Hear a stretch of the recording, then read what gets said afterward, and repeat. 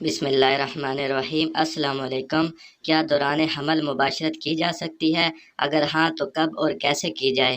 دوران حمل جب بیوی کے پیٹ میں بچہ ہو، مباشرت یعنی ہم بستری کرنا محفوظ ہے یا غیر محفوظ؟ سب سے پہلے تو مردوں کو اس بات کو سمجھنا چاہیے کہ حمل کے شروع میں کئی ایسی وجوہات ہوتی ہیں جس کی وجہ سے حاملہ عورت کی جنسی خواہش کم ہو سکتی ہے، کیونکہ حمل کے اول دنوں میں عورت کو الٹیاں آنے لگتی ہیں، گھبراہٹ ہو سکتی ہے، چکر آ سکتے ہیں، شدید سر درد رہ سکتا ہے۔ ایسی حالت میں عورت دوران ہم بستری میں آسانی محسوس نہیں کرتی ہے، لہٰذا اس دوران مردوں کو چاہیے کہ اپنی بیوی سے مباشرت کریں، لیکن اس سے پہلے اپنی حاملہ بیوی کی صحت اور خوراک پر توجہ دیں، کیونکہ اچھی خوراک کے اثرات نسلوں تک منتقل ہوتے ہیں۔ علامات: گھبراہٹ، الٹیاں آنا، سر چکرانا یا سر میں درد ہونا، یہ حمل کی عام علامات ہے۔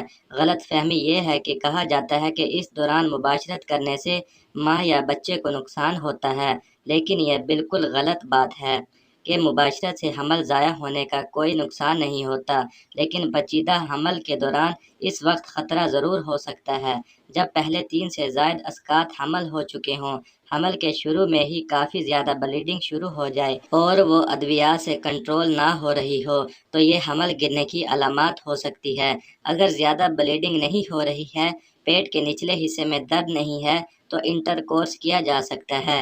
ایک بات یہ بھی عام سننے کو ملتی ہے کہ دوران حمل انٹر کورس سے بچے کو چوٹ وغیرہ لگ سکتی ہے، تو ناظرین یہ بھی سفید جھوٹ ہے، کیونکہ بچہ ماں کی بچہ دانی میں ہوتا ہے اور مباشرت کا عمل یا عضو خاص بیرونی اندام نہانی سے بچے دانی کے منہ تک جا سکتا ہے۔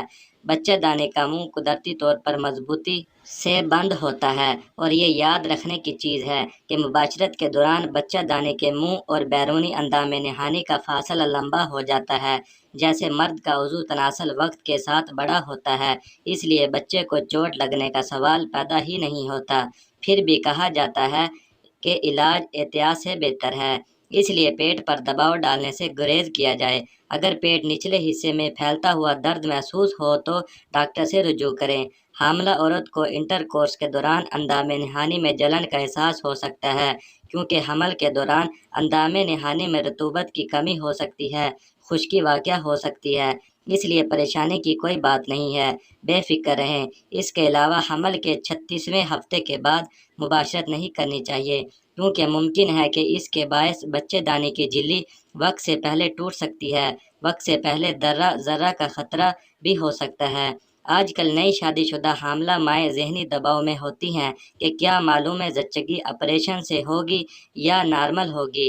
کوشش ہونی چاہیے کہ شوہر اپنی بیوی کو خوشی کا احساس دلائے۔ حمل کے شروع کے دنوں میں مباشرت کی تمام سیکس پوزیشن اپنائی جا سکتی ہیں، لیکن جب حمل دوسرے مہینے میں داخل ہوتا ہے تو ماں کا پیٹ بڑھتا ہے اور ابھرتا ہے۔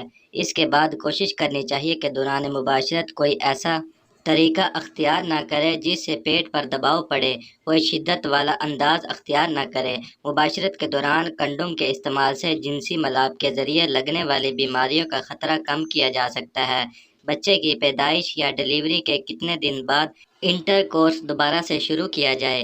بچہ پیدا ہونے کے بعد جسم کو دوبارہ حمل سے پہلے کی حالت میں آنے کے لیے کچھ وقت کی ضرورت ہوتی ہے، جو عام طور پر 6 ہفتوں تک رہتا ہے۔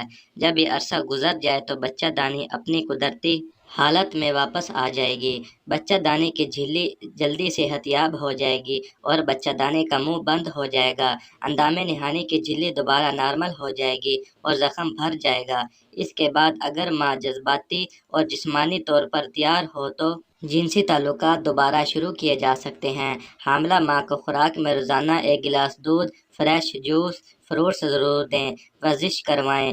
زچگی کے بعد ہم بستری دوبارہ شروع کرنے سے پہلے کیا مد نظر رکھنا چاہیے؟ بچے کی پیدائش کے بعد جنسی ہم بستری دوبارہ شروع کرنے کے دوران ماں کو کبھی کبھار اندام نہانی میں خشکی محسوس ہو سکتی ہے اور درمیانے قسم کا درد یا عجیب احساس محسوس ہو سکتا ہے۔